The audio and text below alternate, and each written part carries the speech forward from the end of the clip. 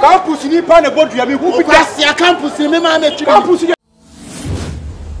Peace TV GH.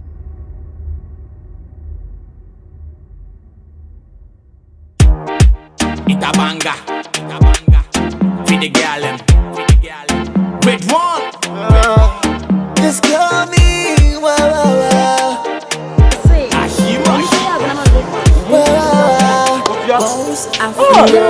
Since you came my way, too many blessings and favor they come my way. Oh, Mama,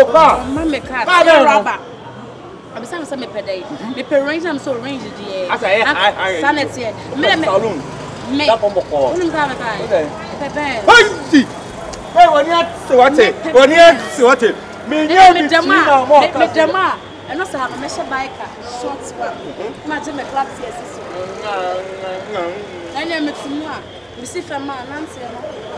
When you meet me, who from me high baby? Who be some your Quasiama home? Transistor, when you got some chow, and you want to some your Bama Jimmy for. What's it? Now, I want to have your wood to Jimmy Diana. Sister, yet you go quiet anymore.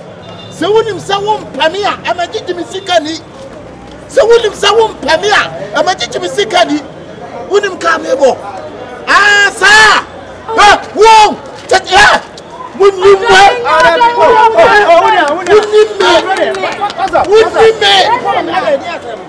what? Check out the dear. Check Cromwell. I want to be good for Sika. What dear to be to Yama Hoka? I don't know when you're Sika. What Tiano? To be to Yama Hoka. Sir, who the do the Chimedi? Who the Chimedi? Say now, boy. Who a boy? Honey, what do you buy me? Nanka, men Akati. What has when you can say, no, Bema didn't start. Why over there? What the Bema start? Now we'll finish. Now who's post to Bema? What post to me?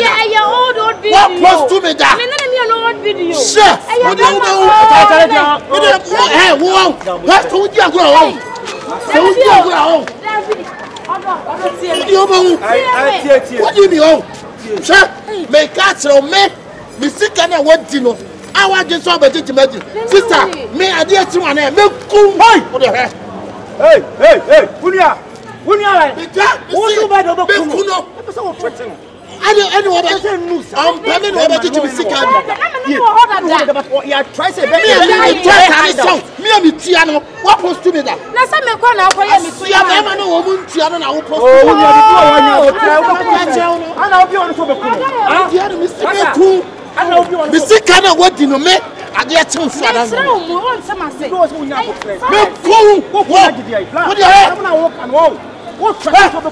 What the Bama sticker? 1 year. 1 year. We do a once a week. Over could say, Massa.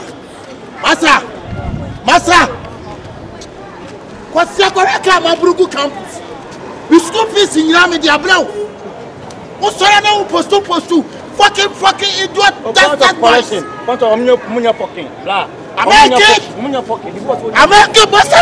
So we are going to when you're a student, Massa, hey, where are students? I'll be on a campus. Which level you do? Which level you do? I don't level 600.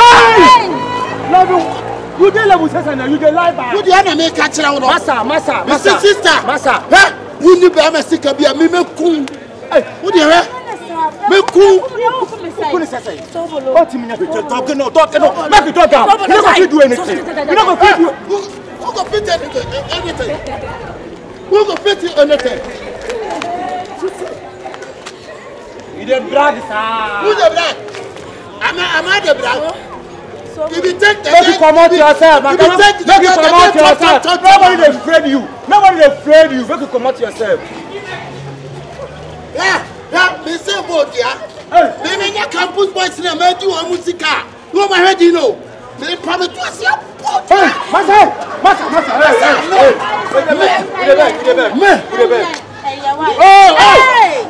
Yeah.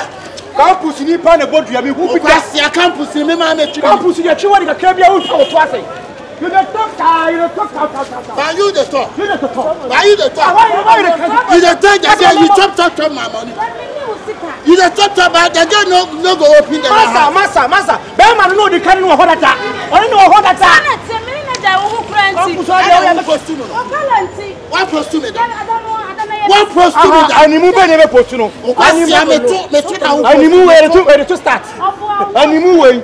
I be with put up for start. I be no go do your mouth nyama. I be no go do your mouth nyama. Ça n'est pas comme ça. Ça n'est pas comme ça de vous. Qui c'est comme ça de moi? Qui c'est comme ça de moi? C'est vous le moi. La petite fille les gars rien. Je te dis le moi to casser pour quoi la tue. Elle a pris la jaguar la c'est. La tue. Ça n'est pas la tue. La pris. Elle a pris la moi. C'est un patron là. C'est un patron là. Elle c'est moi. Y a rien. Un tableau noir ici. Viens ici. Elle est tableau noir. Oui. Les tableaux noirs. Oui, un peu. Je vous le moi. Comment allez-vous? Je m'appelle ma maman ici. Ma maman l'appelle. Elle m'appelle moi, elle m'appelle. Ma maman l'appelle. L'emporte moi. Bougez-vous. Ah, oui, tu vis chez vous. Bougez-vous la poule à tuer. La poule à tuer, un camassé. Viens, moi. C'est ça, mais vous avez dit, c'est ça, Massa. Oh, tu me coup. Il ne va pas kill you. Wait, tu me sais que vous dites que bien venu qui nous crève. Antoine. What? Le casa comme ben you now. Emma, je sais monsieur moi you do Emma. That's when you are now. Vous be deep between la side ya ko. Massa me my deep between 12 years undefeated. Between the campus. Between the ben I between your bay and also polo set. Eh, but I said me die. I said me die. Put me in dress as me dey. I be you use your small man with a beat you small they cry. What do you go do? I mean they take me to party. You be small boy. Who go? I be you small boy. Let me try am. I go use my back for the what the two of pass am.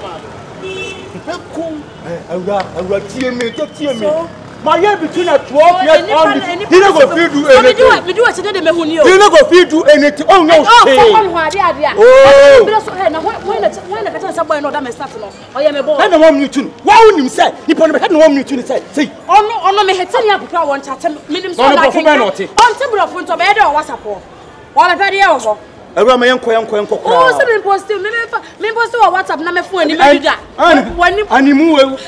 Ayi mamuda. I boy be no odi between and no odi one me yan dey. Mama me second train na mama me jack 94.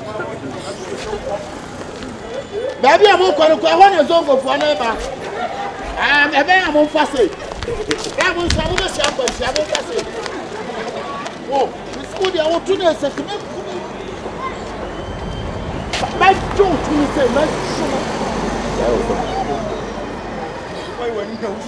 Every time I put you by the woody. Yes, I trust me. I am times in your call. Times and condition. Who was open and I'm at here and I'm just. What you know? I don't want to kill you. I rather see them call.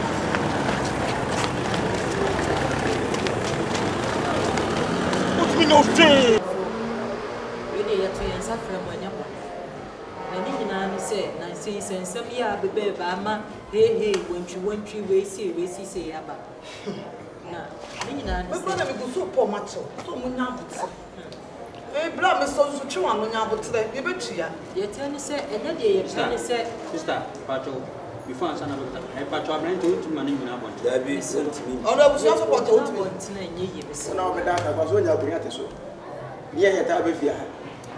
When I bet I can go up yet to see any Tabifia. Yet, you said, me Pamacho. We could only Pabonini, said your mom, Papa and a cocoye. Anna, a Santini dear Santenkai. Akobasi. Na me shed the airpona, and ni so. Etino, Sabi, Miss Mammy Kumu, Emma over Warren, the won't call Dama Nium, no one called that prison, no employers a papaya or coyen. I could be anyone. Enti die tie nyina ne se sika na 3 months na aka mesira mo mada roma me ne mu nyina be ko bank na my transfer ama 3 months na aka ne nyina me tue sika ne nyina ha ade ama wo akuma no one is going me tue sika na ama wo sister akuma ode na ma me wo be tia kan me tia kan nyina aha na o tia kan ki ko onyo dai tu es kanamo baby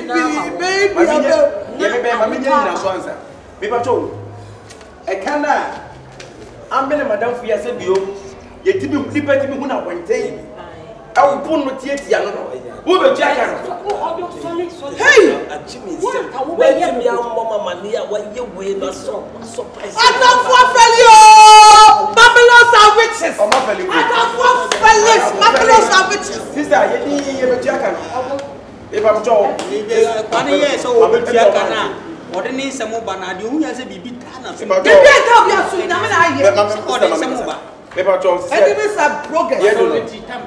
Oh, see, you free. Hakura me nemo kono ya koye tele. Bra mo pri nyina no em se madam for no nyama ya na mention ko ni mo nyama. Yes, onyo papa good material. Me ba musika no kwa se nyesika su bia 550 million nyesika bia bet. E kan na se bio sometimes the 2 million bia na. 7 na ba. Kamo se bi mo amotiti we se kamo nya nipa bia. Go bet me see abontin atre o da ye be cheska no. Ye be cheska no be. O ka set me amapu. Achi ka say ntia na mo dia American what that do says me kan wasem sebio mo nya nipa bia ka wasa ka mo kan ka nipa da mo ka bet eye sika ena ba bia kwa ko pie no wo dwo ha won tia se na wo dey kan ye be tia kan ti ba medical o se ya ko bank ya ko bank na fia to afle de musika ja bra wo ben ka sam tram e bia so sika wo mu na tia ya de ma ana wo fere so tia ya de ma wo se woni ewu sister wo se woni ewu ani woni ne de me bra wo se good material good material you good material let's any bad man ni me fia ah woni mi de we you woni me sia ro fele no ana de ma o na se se de wo di pass ye kare ye be jira ye me ma bi ye wo di pass ye just go ye be check out what as masum what must go yes ko de kwaje eh ma wa tuna lu se madam nyensa ni ya ko ni ko yes ka wa so wa no te se ya mo ta ya na mo se ye ntimi nti na da bia le masia yan na mo kase kase ye nim what is ya wa ya money so bi ya wa se bo da ya ba se de one of shema surprise Itabanga for the girl Red one This girl me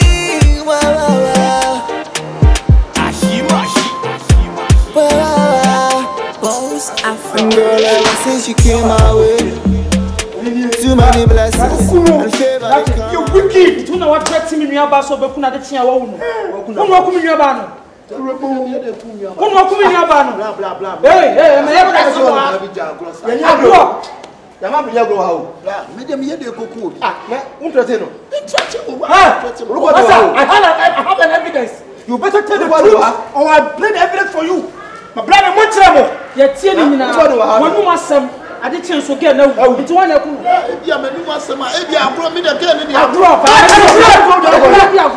agro na me ni o jare ene ko nya ne dabi e ya no kura me ne ke ne dia me ne ku but me nkokum no nti e dia na ade chen wo e me ni mu bi sani ye ma ti wonu mu ko de Masa, mo me fa no kom me fa no. Ah, na won me kwai. Ah,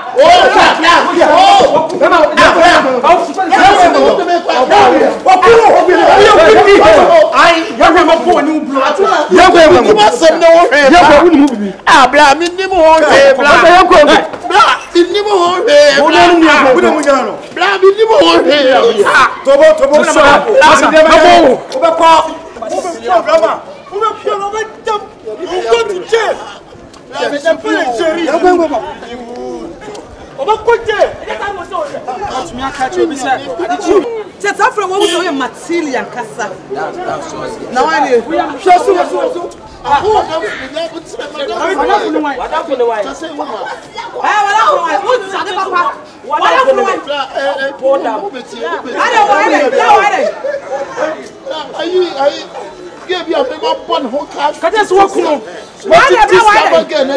Why be the minute can you put that? I'm going to need number 20. No, me try to be a woman who almost said, I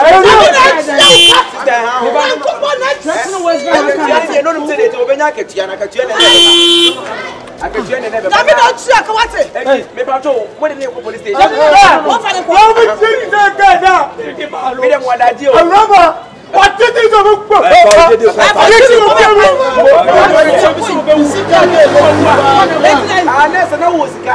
And again, that time I know the kind of was got. I ain't interested. Sometimes what they can have, I don't forget them. That was go on. I know the kind of tea. I know of them. And not about. And I will check you about. I know about the soup. I know. The bush of wind. I know my child. I don't look up on it to bet them.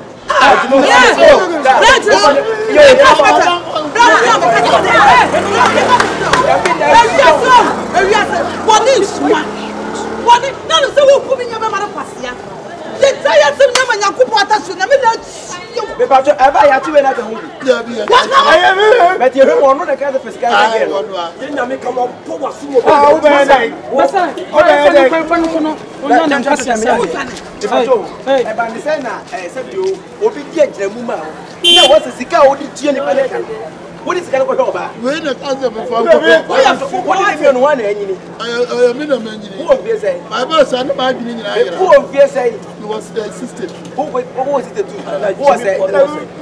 28. And yet, different balance, almost bare balance. Oh, yeah,